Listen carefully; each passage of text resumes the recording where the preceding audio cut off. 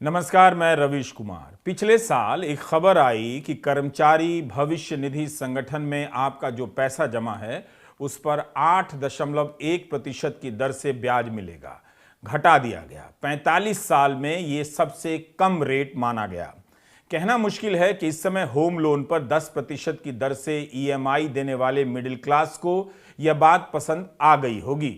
कुछ लोग हताशा में ये बात कह देते हैं कि 100 रुपया लीटर पेट्रोल खरीदने वाले मिडिल क्लास को इससे फर्क नहीं पड़ा होगा, लेकिन ईपीएफओ में केवल मिडिल क्लास का पैसा नहीं लगता है। 27 करोड़ से अधिक कामगारों का पैसा इस फंड में लगा है। ज्यादातर निम्न मध्यम वर्गीय तबके के लोग हैं। अब इतनी बड़ी आबादी को यह खबर बताई जाए कि ईपीएफओ ने अपना पैसा अदानी समूह की कंपनियों में लगाया है, तब उसकी क्या प्रतिक्रिया होगी? क्या आप तक यह खबर पहुंची भी है कि ईपीएफओ का पैसा अदानी समूह में लगा है? आज के हिंदू अखबार में यह खबर छपी है और इस खबर में कहा गया है कि अगले 6 महीने तक आपके भविष्य निधि के पैसे से अदानी के शेयर खरीदे जाएंगे।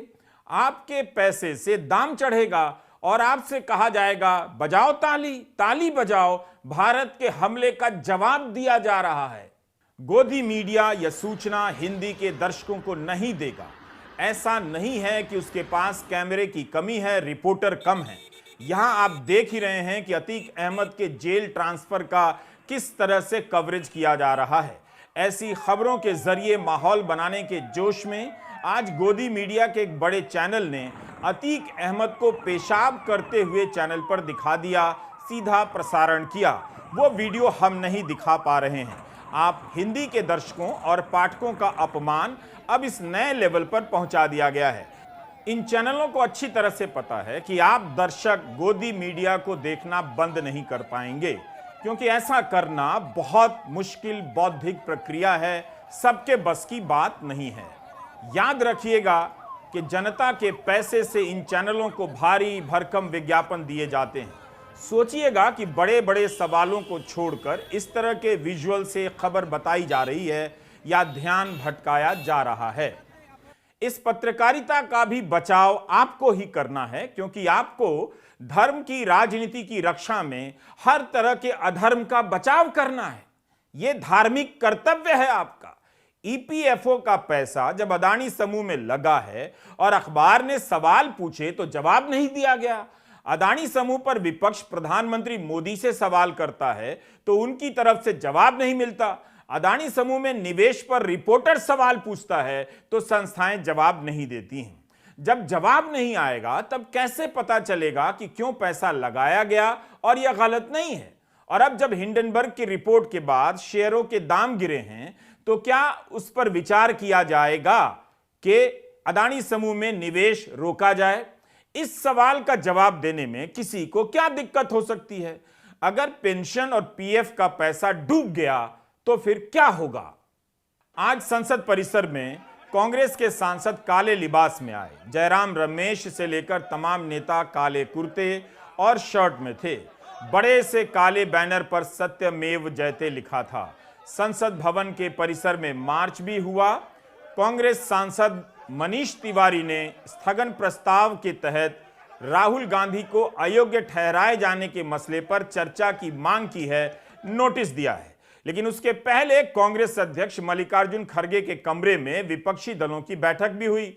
आज भी कांग्रेस के साथ DMK, SP, JDU, BRS, CPM, RJD, NCP, CPI, IUML, MDMK, KC, TMC, RSP, AAP, JNK, NC और एसएस के नेता शामिल हुए। और इस बैठक में संयुक्त विपक्ष ने अदानी महाघोटाले पर जेपीसी बनाने की मांग दोहराई। आज की बैठक में तृणमूल कांग्रेस के 2 सांसद भी शामिल हुए। प्रसून बनर्जी और जवाहर सरकार ने हिस्सा लिया। अभी तक तृणमूल कांग्रेस ऐसी बैठकों से दूरी बना रही थी। इसके अलावा आज गांधी की प्रतिमा पर कांग्रेस के सांसदों ने प्रदर्शन किया और मोदी अदानी भाई भाई के नारे लगाए। हम ये दिखाना चाहते हैं कि इस देश में डेमोक्रेसी को मोदी जी एक एक करके खत्म कर रहे हैं। एक तो पहले ऑटोनोमस बॉडीज को खत्म करते हुए आए, दूसरी तरह जो कानूनी तहत लोग चुनाव में जीत के आए, उनको डरा धमका के उन्होंने हर जगह अपनी सरकार बनाने में गए। तीसरी बात, जो लोग झुकते नहीं उनको झुकाने के लिए ईडी का इस्तेमाल, सीबीआई का इस्तेमाल उन्होंने किया और कर रहे हैं भी। आज काले कपड़ों में सदन में आए। कब तक कांग्रेस पार्टी इतनी छोटे स्तर की राजनीति करती रहेगी? मैं पूछना चाहता हूं, चाहे वो सत्याग्रह हो या काले कपड़े पहन रहे हैं, वो उससे क्या लोकतंत्र के मंदिर को अपमानित करना चाहते हैं? देश के कानून व्यवस्था को अपमानित करना चाहते हैं? क्या वो काले कपड़े जो पिछड़े समाज, जो ओबीसी के लिए अशब्द कहे गए हैं राहुल जी द्वारा, उसको वो जस्टिफाई करना चाहते हैं?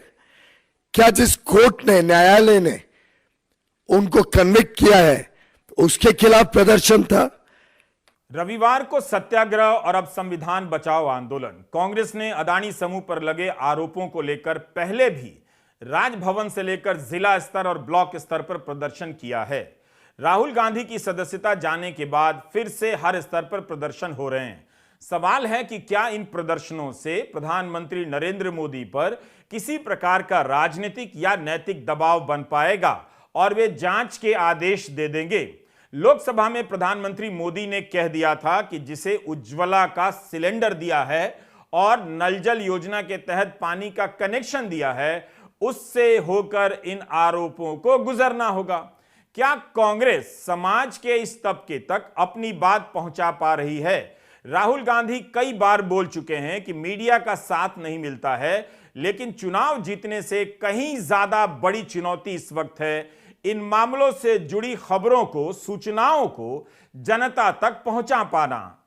रविवार को कांग्रेस का यह सत्याग्रह कहां दिखाया गया, कहां नहीं, और किस तरह का कवरेज अगले दिन अखबारों में हुआ है, इसका विश्लेषण और मूल्यांकन आप पाठकों और दर्शकों को करना है। लेकिन राहुल गांधी को भी समझना होगा कि ट्विटर के जरिए वे कितने ही लोगों तक पहुंच रहे हैं। जब उनकी 4.5 महीने की पदयात्रा को मीडिया ने लोगों तक नहीं पहुंचने दिया, तो फिर उन्हें सोचना चाहिए कि अदानी समूह पर उनका हर दिन का ट्वीट किसके पास जा रहा है।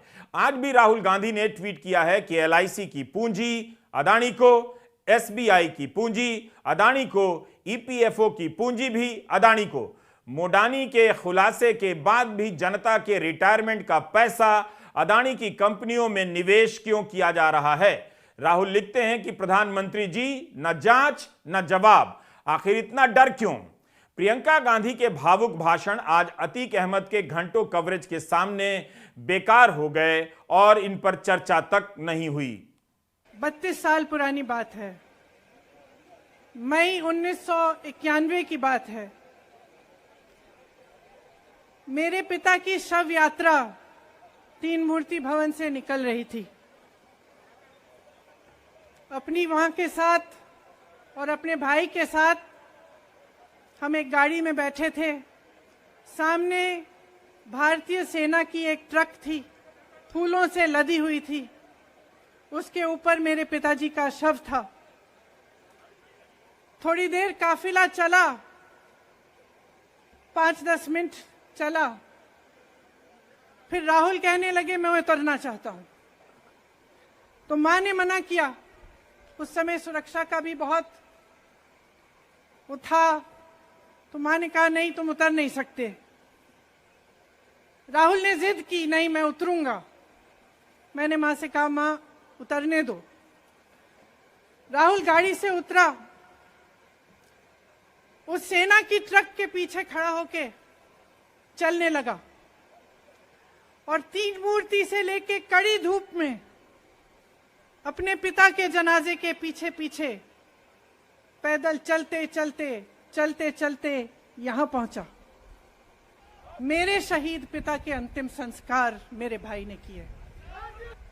मेरे पिता का शव इस तिरंगे झंडे में लपेटा गया था। इस तिरंगे के नीचे मेरे पिता का शव था और उसके पीछे चलते चलते मेरा भाई यहां आया। उस शहीद पिता का अपमान भरी संसद में किया जाता है। उस शहीद के बेटे को आप देशद्रोही कहते हैं, आप मीर जाफर कहते हैं, उसकी आप मां का अपमान करते हैं। आपके मंत्री मेरी मां का अपमान भरी संसद में करते हैं। आपके एक मुख्यमंत्री कहते हैं कि राहुल गांधी को पता भी नहीं है कि उनका पिता कौन है। आपके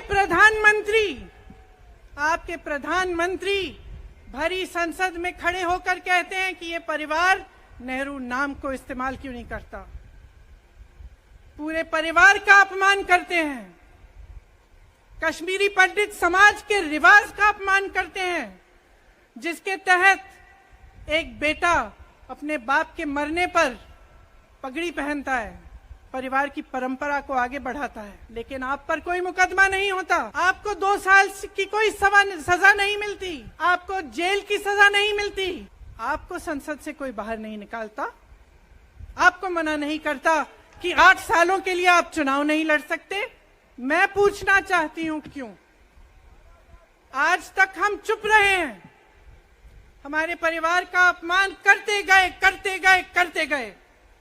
मेरा एक सवाल है, जिन्हें उज्ज्वला का सिलेंडर मिला है, प्रधानमंत्री आवास योजना के तहत घर मिला है और मुफ्त अनाज मिला है, उन्हें कैसे पता चलेगा या पता चला भी है कि अदानी समूह को लेकर क्या क्या सवाल उठ रहे हैं? आपको याद होगा जब 24 जनवरी को हिंडनबर्ग की रिपोर्ट आई और अदानी समूह के कथित फ्रॉड को उजागर करने का दावा किया गया, तब कई निवेश संस्थाओं ने अपने निवेश पर फिर से विचार करने का आश्वासन दिया। अमेरिकी शेयर बाजार डाउ जोन्स ने अदानी ग्रुप को सस्टेनेबल इंडेक्स से हटा दिया। इससे अब कोई इस मार्केट में इंडेक्स के जरिए अदानी के शेयर नहीं खरीद सकेगा, ऐसी खबर आई थी और हमने अपने वीडियो में दिखाया था। अदानी के शेयरों की मांग खत्म हो जाएगी, ये बताया गया था। निवेशकों की सुविधा के लिए शेयर बाजार में अलग अलग सेक्टर के लिए इंडेक्स बनते हैं। एनर्जी के इंडेक्स में एनर्जी की कंपनियां डाली जाती हैं। कोई भी म्यूचुअल फंड जब एनर्जी इंडेक्स में पैसा लगाता है तो उसमें शामिल सारी कंपनियों के शेयर खरीद लेता है। डाउ जोन्स ने इस सूची से अदानी एंटरप्राइजेस को हटा दिया, इसलिए अब कोई डाउ जोन के सस्टेनेबल इंडेक्स में पैसा लगाएगा तो अदानी के शेयर नहीं खरीद पाएगा। यह बात बहुत जरूरी है कि आप ध्यान में रखें, तभी आप हिंदू अखबार में छपी ईपीएफओ से जुड़ी खबर को समझ पाएंगे।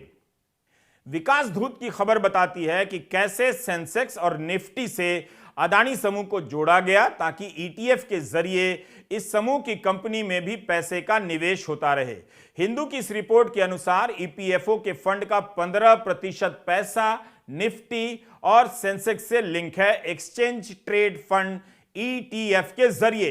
2022-23 के दौरान ईपीएफओ ने ईटीएफ में करीब 2.5 लाख करोड़ से ज्यादा का निवेश किया। निफ्टी ने पिछले साल सितंबर में अदानी एंटरप्राइजेस को इसमें शामिल कर लिया। अभी 6 महीने के लिए और जुड़ा रहेगा। अदानी पोर्ट तो 2015 से ही निफ्टी 50 का हिस्सा है। इस बारे में हिंदू ने जब सेंट्रल प्रोविडेंट फंड कमिश्नर से जवाब मांगा तो जवाब नहीं दिया गया। सवाल पूछा गया है कि क्या ईपीएफओ ने अपने फंड मैनेजर को निर्देश दिया है कि अदानी समूह में निवेश जारी रखना है या नहीं। इसके बाद ईपीएफओ के ट्रस्टी ने हिंदू अखबार को बताया कि उन्हें पता नहीं है कि ईपीएफओ का पैसा अदानी समूह की कंपनियों में लग रहा है। फाइनेंशियल टाइम्स वित्तीय दुनिया का एक बड़ा अखबार माना जाता है। इसकी एक खबर में और भी गंभीर तथ्यों की तरफ इशारा किया गया है। अगर इस पर सरकार का कोई मंत्री नहीं बोलेगा, जांच नहीं होगी, तो विपक्ष क्या करेगा? फिर हताशा में कुछ बोल देगा तो कोर्ट केस के जरिए मानहानि का मुकदमा कर दिया जाएगा। फाइनेंशियल टाइम्स में एक रिपोर्ट छपी है कि पिछले कुछ साल में अदानी समूह में जो विदेशी निवेश आया है, उसका करीब आधा हिस्सा अदानी परिवार से संबंधित कंपनियों से आया है। इन कंपनियों को ऑफशोर शेल कंपनी कहा गया है, जिसे आज तक भारत सरकार ने परिभाषित नहीं किया है कि ऑफशोर शेल कंपनियां किसे कहा जाए। फाइनेंशियल टाइम्स ने यह जानकारी भारत में आने वाले विदेशी निवेश के आंकड़ों से निकाली है। इस रिपोर्ट में कहा गया है कि ऑफशोर कंपनियों से विदेशी निवेश आने पर पता करना मुश्किल हो जाता है कि किसका पैसा आ रहा है। अदानी से जुड़ी ऑफशोर कंपनियों ने 2017 से 22 के बीच 2.6 अरब डॉलर का निवेश समूह में किया। यह कुल 5.7 अरब डॉलर की एफडीआई का 45% हिस्सा है। अदानी समूह को एफडीआई देने वाली अधिकतर ऑफशोर कंपनियों को प्रमोटर की श्रेणी में दिखाया गया है, जिसका मतलब है कि वे अदानी या उनके परिवार की करीबी इकाइयां हैं। यह सब मामूली आरोप नहीं है। 2018-19 की पुरानी खबरों को निकाल कर देखिए। जब नोटबंदी के फेल होने को लेकर सवाल उठा तो सरकार ने कहना शुरू कर दिया कि लाखों शेल कंपनियों को बंद कर दिया गया है, काला धन बंद हो गया है। अब जब अदानी समूह में शेल कंपनियों की कथित भूमिका की बात आ रही है तो प्रधानमंत्री जवाब ही नहीं दे रहे। फाइनेंशियल टाइम्स ने लिखा है कि कहां से पैसा आ रहा है इसका पता नहीं है, तो क्या इस तरह के अज्ञात पैसे से अदानी समूह का साम्राज्य खड़ा हो सकता है? सरकार को जवाब तो देना चाहिए। इस रिपोर्ट में यह भी कहा गया है कि जितना एफडीआई के डेटा में दिखाई दे रहा है, हो सकता है कि अदानी समूह में उससे ज्यादा पैसा आया हो। हमने आपको पहले के वीडियो में बताया है कि सरकार ने संसद में बताया है कि शेल कंपनियों को परिभाषित नहीं किया गया है, लेकिन आज कांग्रेस नेता जयराम रमेश ने एक ट्वीट किया है। जयराम रमेश ने सरकार की तरफ से जारी प्रेस विज्ञप्ति दिखाते हुए कहा कि 8 जून 2021 को सरकार ने शेल कंपनियों को खतरा बताते हुए उन पर बने टास्क फोर्स की गतिविधियों पर प्रेस विज्ञप्ति जारी की है। 21 मार्च 2023 को सरकार ने राज्यसभा में जवाब दिया कि शेल कंपनियों की कोई परिभाषा नहीं है और इसकी कोई जानकारी नहीं है। मोदानी है तो मुमकिन है। शेल कंपनियों पर टास्क फोर्स बनाने के बाद भी सरकार कैसे कह सकती है कि शेल कंपनियों को परिभाषित नहीं किया गया है? समस्या यह है कि कांग्रेस 100 से अधिक सवाल पूछ चुकी है। जब तक सभी प्रश्नों के जवाब नहीं आएंगे तब तक कैसे पता चलेगा कि सरकार के पास जवाब है भी? वॉल स्ट्रीट जर्नल में विनोद अदानी को लेकर एक नई खबर छपी है। पिछले दिनों भी मॉर्निंग कॉन्टेक्स्ट ने विनोद अदानी को लेकर खबर छापी थी, जिसके बारे में हम आपको 14 मार्च के अपने वीडियो में बता चुके हैं। वॉल स्ट्रीट जर्नल की शॉन ली की खबर है और उसकी हेडिंग देखिए। लिखा है कि अदानी के डील के पीछे गुमनाम बड़े भाई का हाथ, जिसमें बताया गया है कि गौतम अदानी अदानी समूह के चेहरे भर हैं। यह आरोप हिंडनबर्ग ने अपनी रिपोर्ट में भी लगाया और कहा कि दशकों तक बड़े अदानी विदेशों में शेल कंपनियों को मैनेज करते रहे। इसके जरिए अदानी समूह के स्टॉक को मैनिपुलेट किया गया। कृत्रिम तरीके से शेयरों के दाम ऊपर चढ़ाए जाते रहे और निवेशकों को पता नहीं चलने दिया गया। वॉल स्ट्रीट जर्नल की खबर में कहा गया है कि विनोद अदानी ने सिंगापुर की एक कंपनी का इस्तेमाल किया। इसके जरिए ऑस्ट्रेलिया में अदानी की खनन कंपनी के हिसाब किताब को मैनेज किया गया ताकि किसी को पता न चले कि कंपनी घाटे में है। अखबार ने लिखा है कि सिंगापुर की इस कंपनी में विनोद अदानी निदेशक थे। उन्हें दुबई की एक निवेश कंपनी से काफी बड़ा लोन मिला है। दुबई की निवेश कंपनी भी विनोद अदानी मैनेज करते हैं। इस पैसे से ऑस्ट्रेलिया में अदानी की कंपनी को पैसा दिया गया। वॉल स्ट्रीट जर्नल ने लिखा है कि दुबई के फंड का पैसा किसका था यह पता नहीं चला। अखबार पता नहीं लगा सका। वॉल स्ट्रीट जर्नल की यह खबर भारतीय अखबार मिंट में भी छपी है। यही तो आरोप लग रहे हैं कि ऐसा क्यों है कि पैसा किसका है पता नहीं चल पा रहा। इंडियन एक्सप्रेस की खबर भी तो इसी तरह की थी। रक्षा उत्पादन से जुड़ी कंपनी में मॉरिशस की कंपनी का निवेश है और वह पैसा किसका है पता नहीं। अगर जांच नहीं होगी तो पता कैसे चलेगा? अदानी समूह ने 413 पन्नों के जवाब में फ्रॉड के आरोपों का खंडन किया है, मगर उसके बाद उनके खंडन को चुनौती देने वाली कितनी ही खबरें आ गईं जिन पर बात नहीं हो पा रही है। राहुल गांधी कह रहे हैं, लेकिन उनकी बात पहुंच कहां रही है, किस तक पहुंच रही है? अदानी जी की शेल कंपनीज हैं। अदानी जी की शेल कंपनीज हैं उसमें 20,000 करोड़ रुपया किसी ने इन्वेस्ट किया।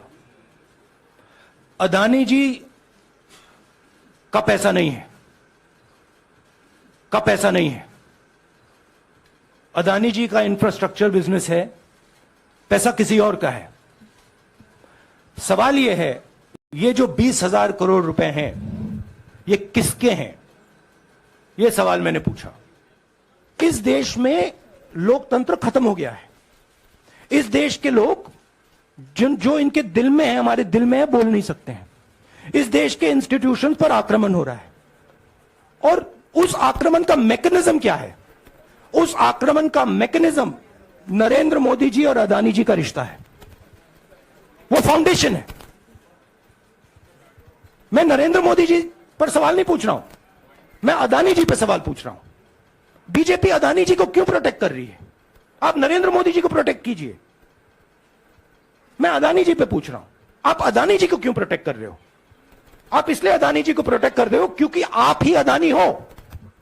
कभी अदानी समूह कहता है कि विनोद अदानी का अदानी कंपनियों में कोई मैनेजरियल रोल नहीं है। फिर 15 मार्च को सीएनबीसी चैनल ने रिपोर्ट कर दिया कि अदानी समूह ने चैनल से कहा है कि अंबुजा सीमेंट और एसीसी का अधिग्रहण करने वाले एंडेवर ट्रेड एंड इन्वेस्टमेंट पर विनोद अदानी का नियंत्रण है और इसके मालिक अदानी समूह है। सीएनबीसी ने लिखा है कि इस जवाब से साफ होता है कि अदानी समूह और विनोद अदानी को एक ही इकाई के रूप में देखा जाना चाहिए। गौतम अदानी तो भारतीय हैं, मगर विनोद अदानी तो दूसरे देश के नागरिक हैं। क्या उन पर उठने वाले ये सवाल भी भारत पर हमला हैं? ठीक है कि लोग धर्म की राजनीति में होश गंवा बैठे हैं, मगर बेहोशी में भी इतना तो पता चल ही जाता होगा कि कौन भारत का नागरिक है और कौन साइप्रस का। विनोद भले ना देखे, मगर विनोद को देखने वाले दर्शक तो समझ ही जाते होंगे, है कि नहीं विनोद? बाकी आप गोदी मीडिया से पत्रकारिता सीखते रहें, मल मूत्र के विशेषज्ञ तो बन ही जाएंगे। नमस्कार, मैं रवीश कुमार।